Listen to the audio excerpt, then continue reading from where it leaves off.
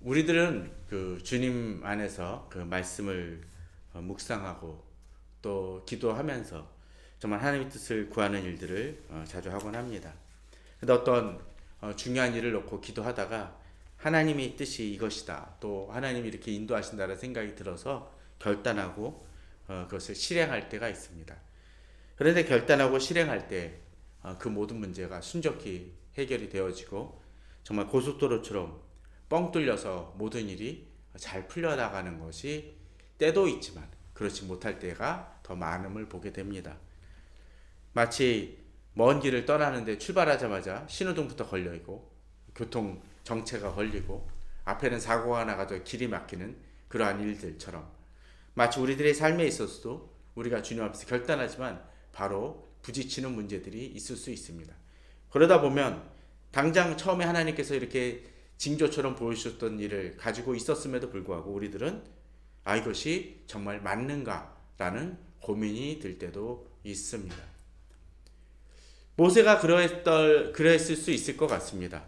오늘 말씀의 14절은 15절은 14절 이렇게 얘기합니다. 여호와께서 모세에게 이르시되 바로의 마음이 완강하여 백성 보내기를 거절하는도다 라고 되어 있습니다. 지난 시간에 우리는 그것을 보았습니다. 모세가 아론과 함께 바로 앞에 나아갔습니다. 그리고 요청을 하죠. 그랬지만 바로는 거절을 합니다. 그리고 그에게 이제 모세가 징조로 보여줬던 것이 무엇입니까? 아론의 지팡이를 땅에 던져서 뱀이 되게 하죠. 또 뱀이 되게 한 다음엔 어떻게 합니까? 그들도 똑같이 요술사들도 모여서 그것을 행하고 자신들의 지팡이를 던져서 일이 벌어지죠. 그러니까 어떤 일이 벌어지나요? 뱀이 되니까 그 뱀을 아론의 지팡이, 곧 뱀이 되었던 것이 다 삼켜버렸다라고 되어 있습니다. 그 정도 되면 뭔가 깨달을 줄 압니다. 우리는. 그런데 어떤 일이 벌어집니까? 바로가 완강히 또 거부하고 버리죠. 그런 생각이 듭니다. 바로가 그런 일들이 벌어지긴 했지만 사실은 바로가 손해본 것이 있습니까? 없습니다. 직접적으로 손해본 것은 아무것도 없습니다. 손해본 사람은 누구요? 바로 애굽의 요술사들, 자기들 지팡이를 잃어버려서 어디 가서 사거나 또는 깎아서 만들어야 되는 거 아닌가라는 피해만 발생했을 것입니다. 하나님 안에서 담대하게 나아갔지만 갑자기 그렇게 열심히 일을 했음에도 불구하고 갑자기 일이 막히는 듯한 느낌이 일어날 수 있습니다. 그러나 오늘 본문 속에서도 보게 되면 이 일은 예견된 일입니다. 지난주에 13절에 보면 그러나 바로의 마음이 완악하여 그들의 말을 듣지 아니하니 여호와의 말씀과 같았더라고 되어 있습니다. 바로가 완악하게 행동하긴 하지만 그 일이 예견 안 됐던 일입니까? 예견되어졌던 일이고 하나님이 그렇게 될 거라고 이야기하셨던 일이라는 것입니다. 그런데도 우리들은 종종 그 하나님께서 분명 장애물이 있을 것이다 라고 얘기하신 것을 잊어버릴 때가 있습니다. 우리가 주님의 뜻대로 나아가지만 우리가 제자도라고 하면서 주님의 제자의 길을 걸어간다고 했었을 때 주님은 결코 그 길이 순탄한 길이라고 얘기하신 적은 없습니다. 분명 우리에게 승리가 주어졌고 정말 주님께서 하시고자 하는 일이 이루어지긴 하지만 분명 그에 대한 대가도 있고 져야 될 짐도 있음을 알려주시곤 합니다. 모세에게도 그렇게 하셨습니다. 그러기에 14절에 이제 예수님, 하나님께서는 뭐라고 얘기하십니까? 여호와께서 모세에게 이르시되 바로의 마음이 완강하여 백성 보내기를 거절하는도다라고 말씀하십니다. 그렇다고 해서 이렇게 얘기하시고 하나님이 그래 모세야 내가 너한테 시켰지만 안 되는구나 이제 포기하자 라고 이야기하시는 것은 아니라는 것입니다. 그럼 뭐라고 얘기하시나요? 하나님께서는 이 바로의 마음이 그렇게 될 것을 아시고 그리고 그 이후의 계획도 갖고 계셨음을 이제 오늘 본문 속에서 등장을 합니다.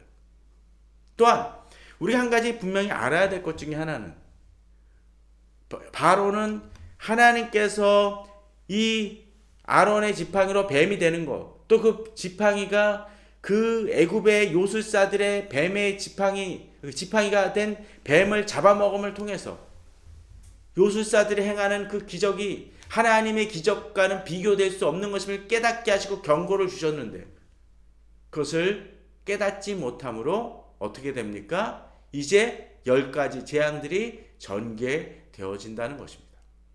만일 바로가 여기서 회심해가지고 회심은 안 하더라도 내가 잘못했구나, 이제 이스라엘 백성을 돌려보내겠구나 하면 어떤 일이 벌어질까요? 저는 이 설교를 할 수 없었을 것입니다. 마치 요새 타임립스인가요? 타임립스인가? 그런 것처럼 과거의 일들이 바로 어떤 지금 안 일어났다면 없어질 일들이 우리 주변엔 있곤 합니다. 성경에도 10가지 재앙은 빠져 있겠죠. 그리고 앞서 보았던 것처럼 바로는 지금까지는 손해본 일이 없었습니다. 그러나 그가 마음을 완강하게 하면 할수록 어떤 일이 벌어집니까? 계속적으로 손해는 가중되어지고 그 피해와 그 치명타는 엄청나게 되어짐을 우리는 이제 이어지는 설교 속에서 보게 됩니다. 제가 굳이 이런 얘기를 드리는 것 중에 하나는 우리가 모세의 입장이라고만 생각을 하지만 어떤 때는 바로처럼 다시 돌이키고 회복하고 내가 잘못했구나 돌이켜야 될 때 돌이키지 않으면 어쩌면 우리는 극심한 피해를 볼 때도 있을 수 있다라는 것입니다. 자, 이제 어떤 일이 벌어집니까? 15절에 보면 아침에 너는 바로에게 가라. 보라, 그가 물 있는 곳으로 나오리니 너는 나일강가에서 그를 맞으며 그 뱀되었던 지팡이를 손에 잡고 그에게 이르기를 히브리 하나님 하나님 여호와께서 나를 왕에게 보내어 이르시되 내 백성을 보내라. 그러면 그들의 광야에서 나를 섬길 것이라 하였으나 이제까지 내가 듣지 아니하였도다 라고 얘기를 합니다. 무슨 얘기입니까? 이제 모세는 그 다음날 이제 나일강가로 나아갑니다. 아마도 이 바로는 어쩌면 앞에서부터 정문 앞에서부터 궁전 앞에서부터 모세를 막았을지 모릅니다. 특이한 기적을 행했긴 했지만 자기 손해보는 것이나 두려운 모습은 하나도 없었기에 너 이제 더 이상 내 앞에 들어오지 마 라고 제안을 걸었을지도 모릅니다. 그러니까 어디서 만납니까? 나일 강가입니다. 바로가 나올 것을 알고 그곳으로 나아갑니다. 그러기에 어쩌면 경계가 더 허술했겠죠. 그런데 이제 가서 어떻게 행합니까? 너는 나일 강가에서 그를 맞으며 그 뱀되었던 지팡이를 손에 잡고. 지금 한 가지 우리가 주목해 볼 것은 바로와 모세가 만나는 장소가 어디요? 나일 강가라는 것입니다. 근데 이제부터 행할 기적이 어떤 것입니까? 재앙이 바로 그 나일강이 피가 되는 것입니다.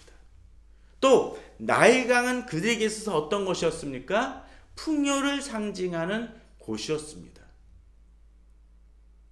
그런데 그것을 통해서 그 땅이 비옥하게 되고 여러 가지 풍년이 임할 수도 있었던 근원이 되는데, 식수원이 되는데 바로 그것이 그들이 기대하고 그들이 바랐던 것이 무너지는 그 모습이 어디서? 바로 나일강가. 그것도 어디요? 바로 바로가 나와서 직면하고 있는 그 나일강이 그 눈앞에서 변하는 일이 벌어질 것이라는 것입니다. 그러기에 하나님은 그것을 바로와 모세가 만나는 장소로 삼아 주셨다는 것입니다. 이 시대 우리들은 여러 가지 면으로 하나님을 의지한다고는 하지만 정작 하나님보다 더 의지하는 것이 우리들에게는 있을 수 있습니다. 그런 것들이 어떤 것이 있을까요? 이것만큼은 결코 변하지 않거나 또는 사라지거나 붕괴되지 않을 것이라고 믿고 있는 것이 있습니까? 있을 수 있습니다. 마치 우리들은 그러겠죠.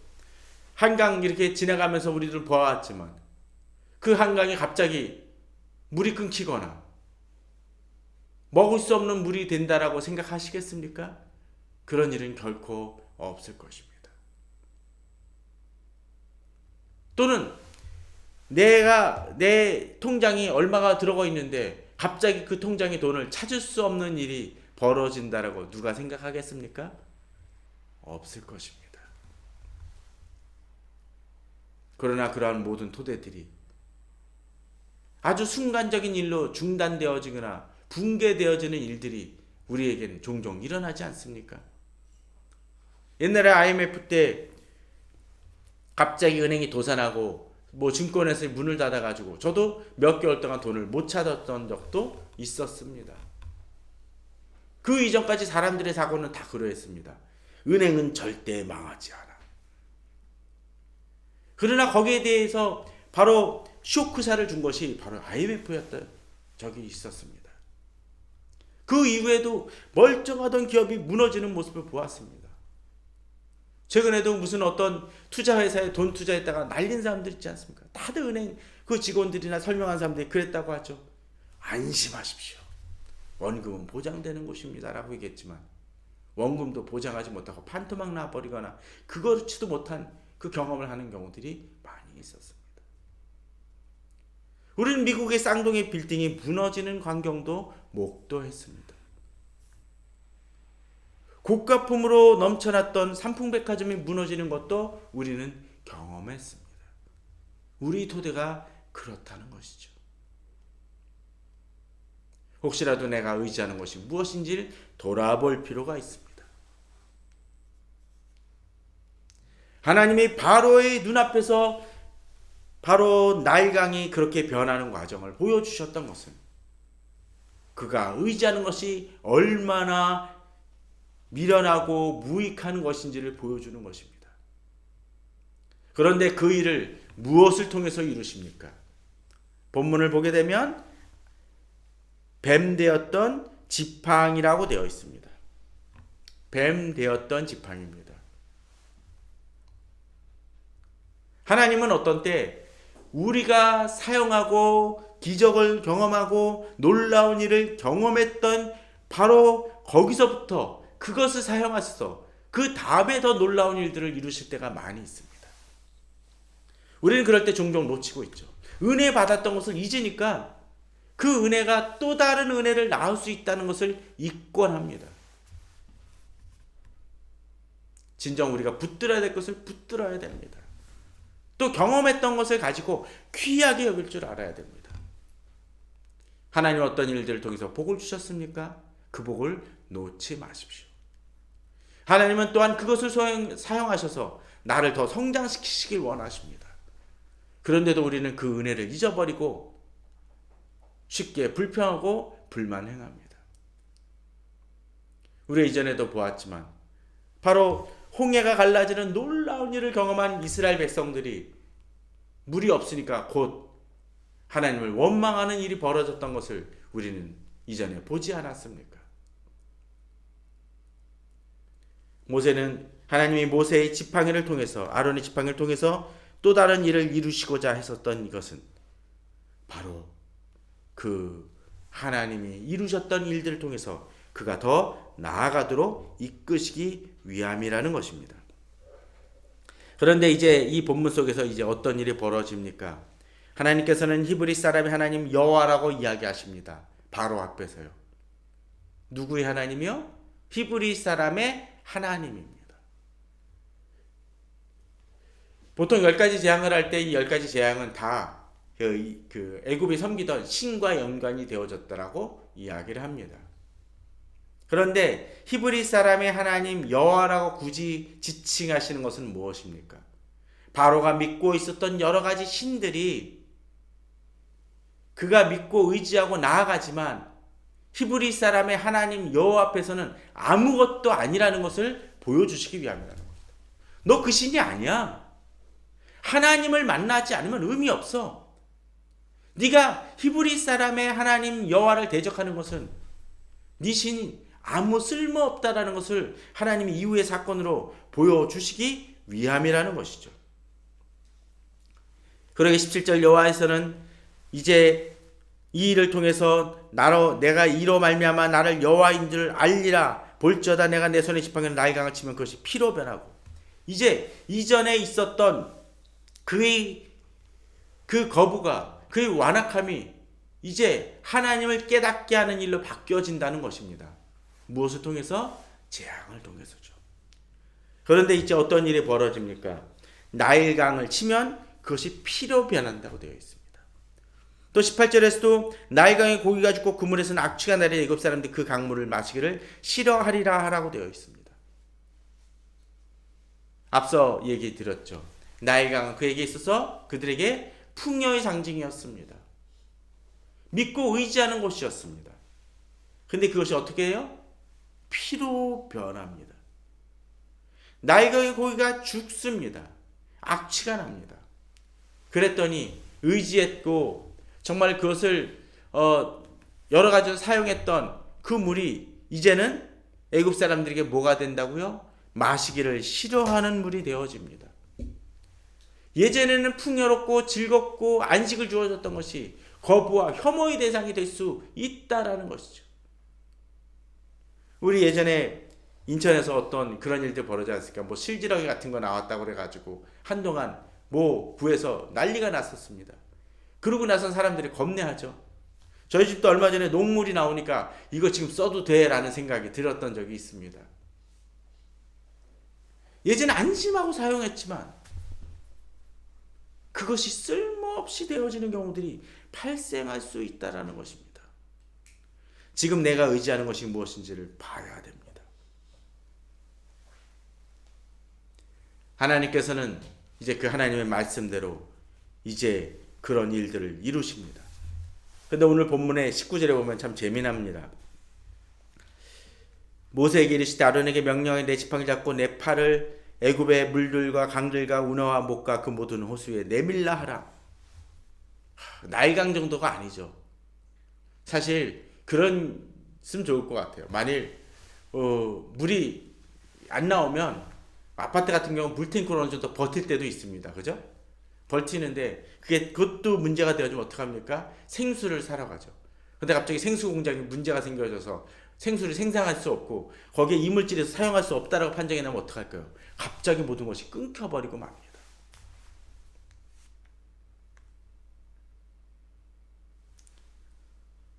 본문을 보면 애굽의 물들, 강들, 운하, 못, 모든 호수, 나일강만이 아니라 물이 담겨있는 그 모든 땅의 모든 것들이 변모되어지는 모습을 보게 되죠. 쓸모없게 됩니다.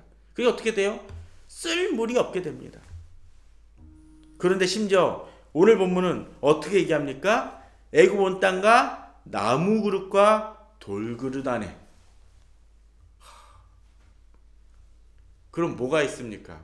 마치 생수 사놓은 것 자체도 이제 쓸모없어져서 먹을 수 없게 됐다고 얘기하는 것이죠. 그럼 어떡합니까? 방법이 없다는 것입니다.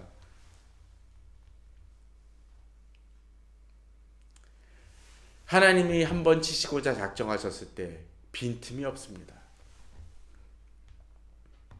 이스라엘 백성들은 그렇게 애굽 사람들은 그렇게 철저하게 무너지는 모습을 보여줍니다.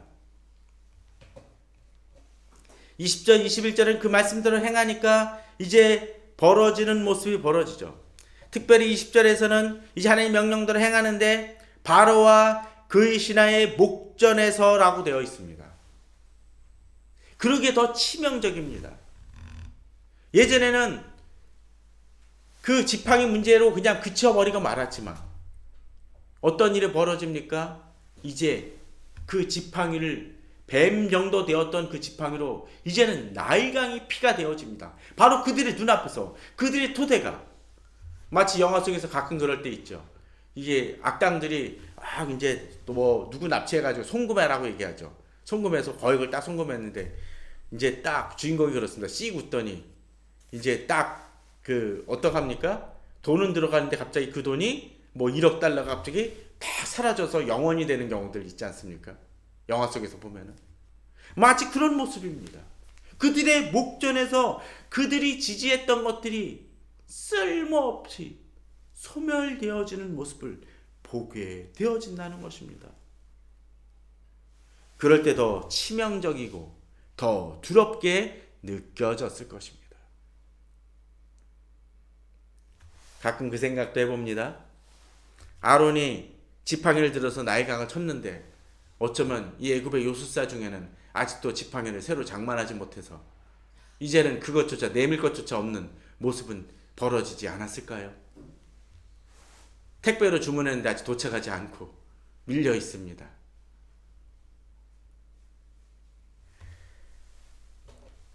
오늘 본문은 이제 다음에 나아갑니다. 22절에 보면 애굽 요술사들도 자기들의 요술로 그와 같이 행함으로라고 되어 있습니다. 저는 아마도 행하긴 했는데 약간의 어떤 거기 좀 남아 있을지도 모르겠죠. 어쩌면 수입한 생수가 있었을지도 모르겠습니다. 그런 걸로 좀 변하게 합니다. 그러나 그들의 행동이 아마도 이미 완전히 다 변해버린 속에서 약간의 물을 변화시키는 유사적인 요술만을 행했었을 것입니다. 저도 예전에 이것을 그 어린이 주일학교에서 설교했던 적이 있습니다. 요건 아니었었죠. 그 가나의 혼인잔치에 대한 거였는데 물이 포도주 되는 거를 한번 해보려고 병뚜껑 위에다가 그 무슨 자스민 차인지 그런 거 해가지고 변하게 했던 적이 있습니다. 싹 애들 보고서 이제 약간 안 보일 때 생수병을 흔들어가지고 뜨거운 물 넣어가지고 물이 변해서 했던 적이 있습니다. 어쩌면 마술사도 그런 정도의 묘술을 했을지도 모르죠. 그러나 그것은 유사 요술이고 사이비일 뿐입니다. 그리고 그것들은 제한적이었을 것입니다. 문제는 또 무엇입니까? 바로의 마음이 완악하여 그들의 마음을 듣지 아니했다고 했지만 요술사들이 행한 요술은 다시 원위치시키는 일은 이루지 못했을 것입니다.